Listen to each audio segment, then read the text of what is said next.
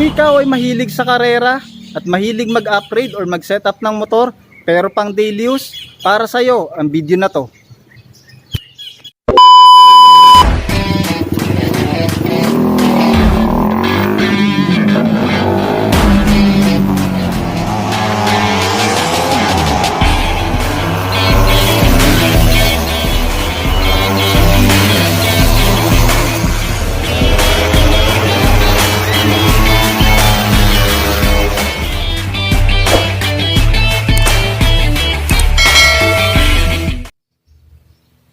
Good day mga idol at welcome back sa aking channel. Para sa content natin ngayon, bali ang ating topic is about sa simpleng upgrade para mapalakas ang ating motor. Ito mga idol, at meron tayong dalawang motor dito. Yung isa yung blue, ito yung ginagamit ko sa vlog. Ito yung aking Raider na Gen 1. At itong isa naman, yung sa pinsan ko, ito yung pang drag. Ito ay Raider na Gen 2. Ayan, so pareha silang old model mga idol. At dahil nga ang topic natin ngayon ay para sa mga simpleng upgrade sa ating motor, isa-isahin natin kung ano yung mga dapat nating palitan. Okay, mag-umpisa tayo mga idol dito sa quick throttle or racing throttle. Ito yung UMA racing throttle, ito yung ginagamit ko. Yan ang una sa lahat ng aking pinalitan. Tapos ang kagandahan mga idol, kapag ka naka quick throttle ka, compare sa stock mga idol, masyadong malalim yung paghuhugutan mo. Compare dito sa quick throttle na konting piga mo lang, sagad na. So yan yung nabibigay na advantage ng naka quick throttle. So ang isa pa mga idol, kapag ikaw ay naka flat slide na big carb, ayan, saktong-sakto na yung quick throttle para dyan sa carb mo na yan. Wala ka nang tatabasan, as in, saktong-sakto na siya mga idol. So, punta naman tayo sa pangalawang upgrade. Naka-carb tayo ng SWR 30mm. Ayan. Okay, mga idol, meron lang din akong tip sa inyo about sa carburetor. Kumbaga, isa sa na-discover ko at saka sa mga nakakausap ko din, na sabi nila kung magpapalit ka lang din ng karburador, mas mabuti na 30mm na yung ikabit mo. Kasi mga idol, galing na ako sa 28mm, napansin ko na meron din naman siyang idinagdag na hatak o lakas, ngunit hindi siya nagiging ganun kalaki yung diferensya sa stock carb. Okay, kasi malamang mga idol, kasi hindi naman nagkakalayo halos yung laki ng karburador ng stock at saka nung karburador na 28mm. Tsaka yung 28mm mga idol, kumbaga yung jettings na pwedeng ilagay mo doon is hindi mo rin masyadong mapapalaki. Compare sa karburador na 30mm at 32mm na pwede mong laro-laruin yung jettings niya, pwede mong palakihin para mas lumakas yung motor mo. Pero syempre mga idol, nasa tamang pagtotono rin yan. Kumbaga mga idol, meron hinahanap yung mga motor natin na tono para lumakas siya nasa tamang timpla. Okay. Bali mga idol, ayun, marami naman din tayong napakitang vlog na about sa pagtotono, yung pagtingin ng spark plug, pati yung pag-a-adjust ng jettings, pag-a-adjust ng ere.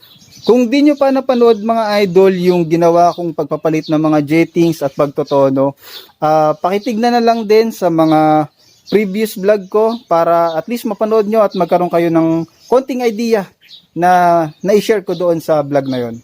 So next natin idol, sa simpleng upgrade, pwede tayong magpalit ng CDI. So alin nga ba yung CDI? Syempre halos alam naman natin lahat na yon. Yung nandoon, so puntahan natin. Yung sa akin kasi mga idol is kinat ko na to, kaya madaling kuhanin yung CDI. So, ang CDI, eto, ayan yun. Yan yung CDI natin. So, meron namang mga nabibili na mura lang din, pero, syempre, mas magaganda talaga mas magagandang klase yung mga medyo mamahalin.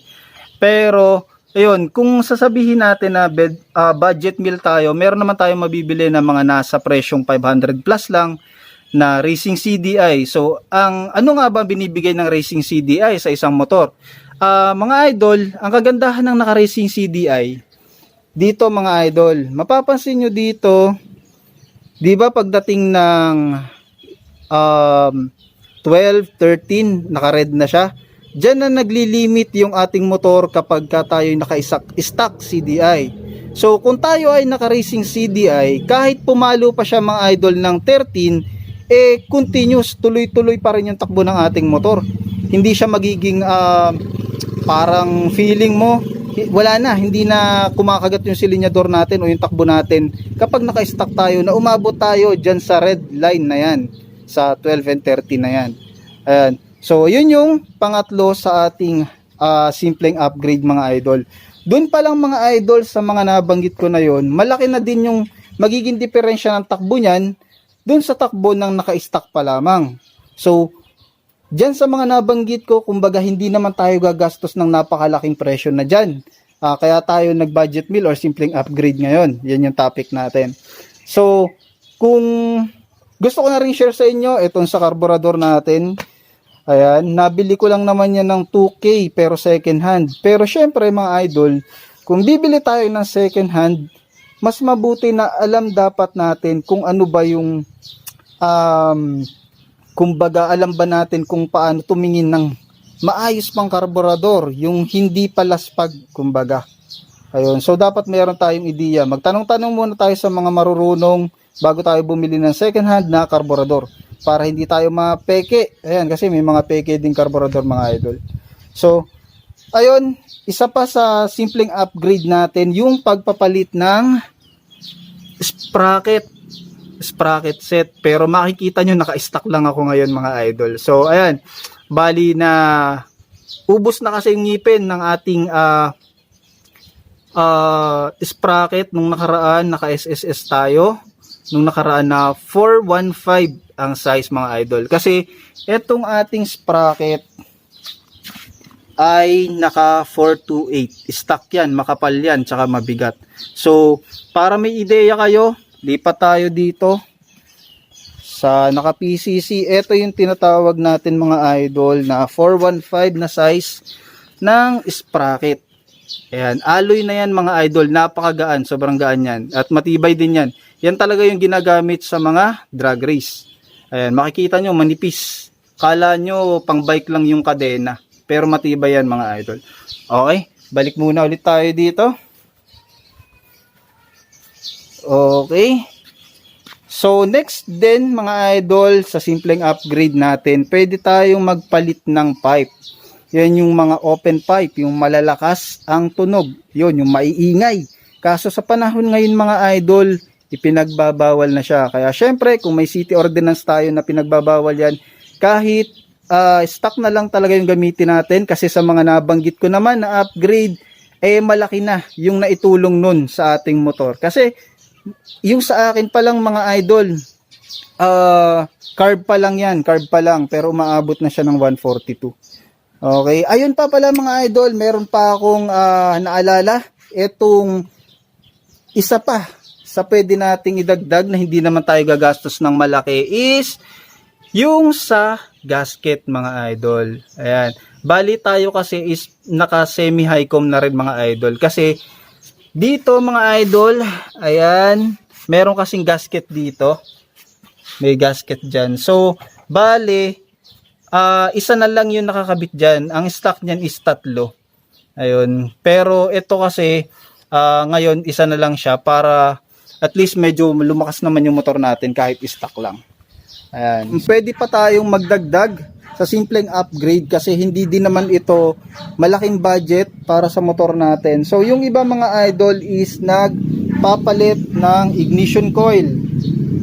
Ayan, dito yon. So pinapalitan nila yan para mas lumakas yung kuryente. Then nagpapalit din sila ng mas magandang spark plug. Tapos yung iba mga idol, at na-experience ko na rin at ginawa ko na rin before, nag clutch spring ako or racing clutch spring at yung clutch lining. So yon, nagpalit na rin ako dati noon, na try ko na rin yon.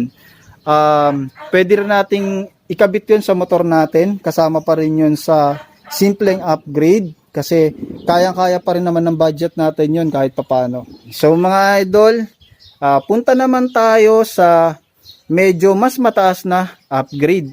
Ito na yung tinatawag na PCC.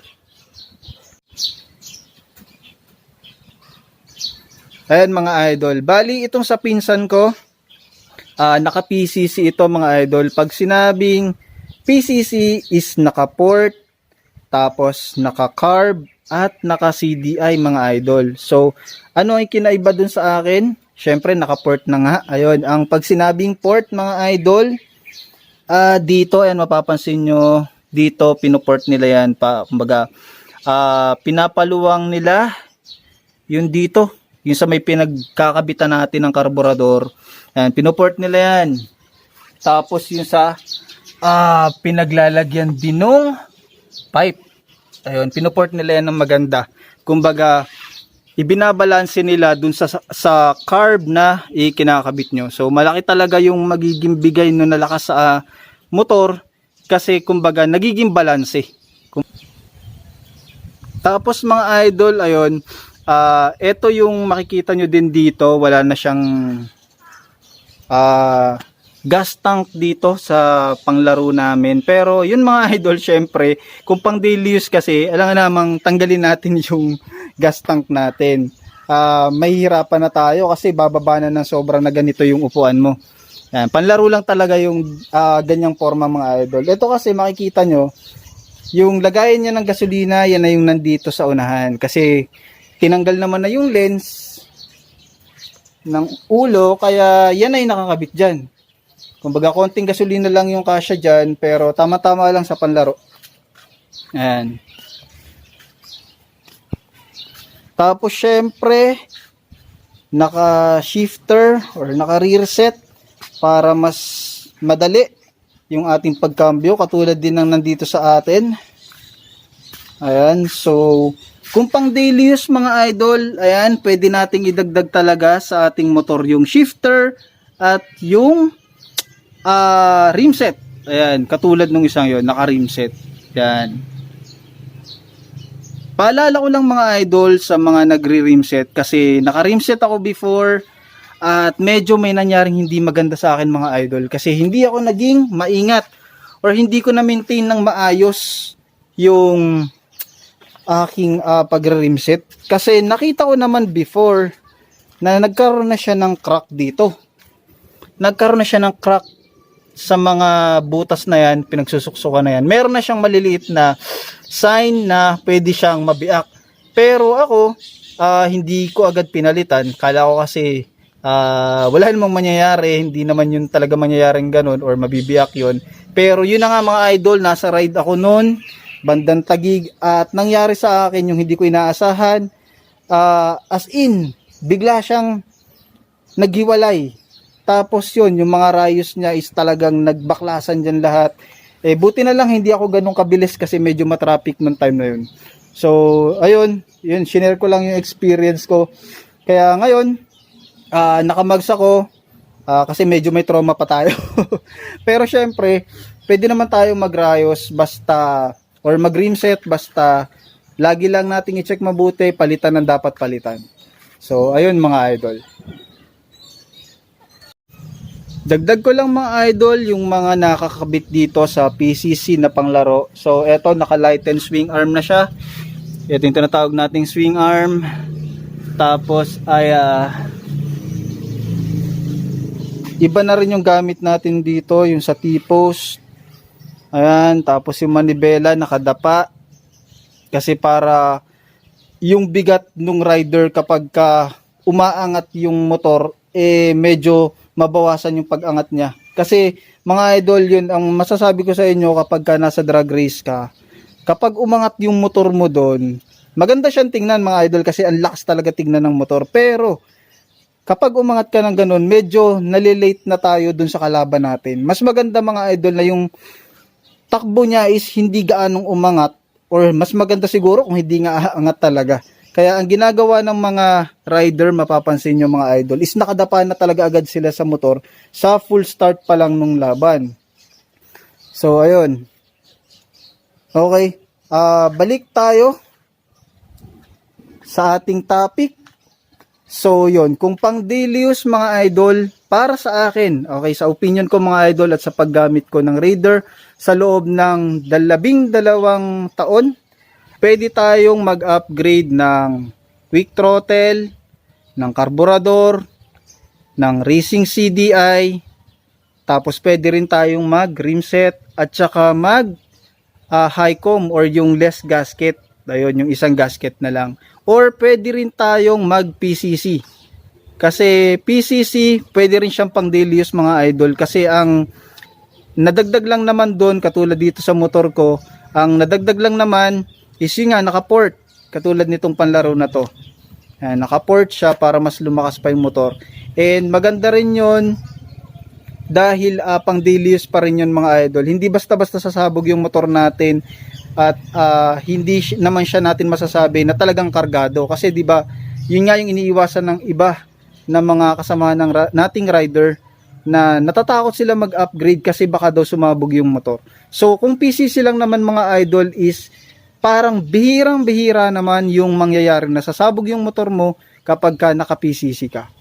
Ayun. Tapos kung medyo kinakabahan ka pa rin, pwede naman katulad lang ng sa akin mga idol. Mag-carb ka lang, yan, okay na. Kahit carb lang, panalo ka na rin dyan. Tatakbo na yung motor mo kapag nasa magandang tono ng 142 or hanggang 150, kakayanin pa yan kapag malayuan. So, yun lang mga idol. Sana ay patuloy nyo suportahan ng aking channel. At sa mga bago pa lang po na nakapanood ng aking vlog, sana po suportahan nyo ako. Pakisubscribe naman po, palike at pa-share na din. Maraming salamat po sa inyong lahat.